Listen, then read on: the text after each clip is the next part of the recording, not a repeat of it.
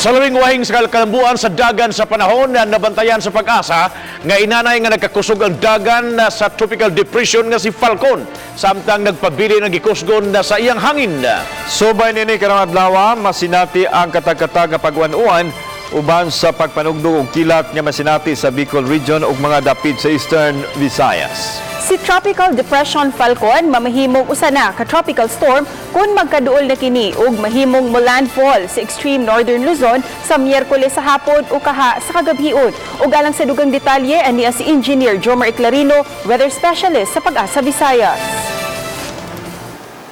Ngayong hapon kinatong latest weather update karong adlaw, ang low pressure area na atong gi-monitor gahapon nahimo na ng Bagyo ug naay pangalan na Tropical Depression Falcon. As of karon na asa sa silangan sa Bira Catanduanes na ay maximum sustained winds na 45 kilometers per hour ug ang pag-unos moabot sa 60 kilometers per hour. Kini nag-irog sa direksyon sa amihanang kasadpan sa gikusgon na 20 kilometers per hour. Sulod sa atong 24 oras na forecast, ang trough or extension ng Bagyong Falcon nakaapekto sa silangan bahin sa Visayas, samtang sa Central Visayas, lakip na ang Western Visayas ug diri sa Sugbo Province, makasinati ta mga pag-uwan ug kini mga pagpanugdog og kilat tungod sa habagat or southwest monsoon.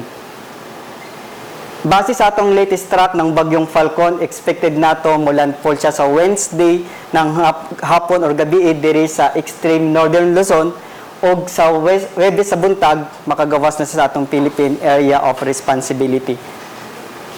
Ang hangin sa tibuok sa Central Visayas ug sa Western Visayas hini nga na sa kasarangan ug ang kadagatan, malinawon nga na sa kasarangan ang pagbalod. Samtang diri sa Eastern Visayas, makasinati silang kasarangan ngadto na sa kusog na hangin ug ang kadagatan kasarangan ngadto na sa pagkabaloron. Ang atong hangin para ugma July 16 up to sa July 17 ang tibuok sa Visayas, makasinati ng kasarangan ngadto na sa kusog na hangin ug atong kadagatan kasarangan ngadto na sa pagkabaloron. Diri sa Sugbo moabot ang gitason sa balod sa 2.5 to 3.5 metros. Samtang sa Eastern ug Western Visayas, baloron nga ito na sa baloron kaayong kadagatan ug posible moabot sa 4.08 metros ang gitason sa balod. Ang range of temperature sa Cebu, 24 to 30 degrees Celsius. Sa Bohol is 23 to 30 degrees Celsius. Diri sa Negros is 24 to 30 degrees Celsius. Samtang sa Tacloban is 25 to 30 degrees Celsius. Para sa atong extended weather outlook, sa Wednesday, improving na atong panahon.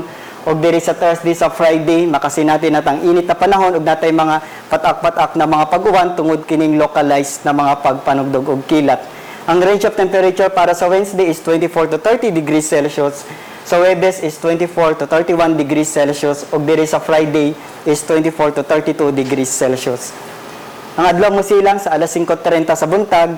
Ug para sa atong mga dugang detalye, mobisita ta sa atong mga official social media sites, sa atong Facebook account ug sa atong website sa www.bagong.pag-asa.dost.gov.ph.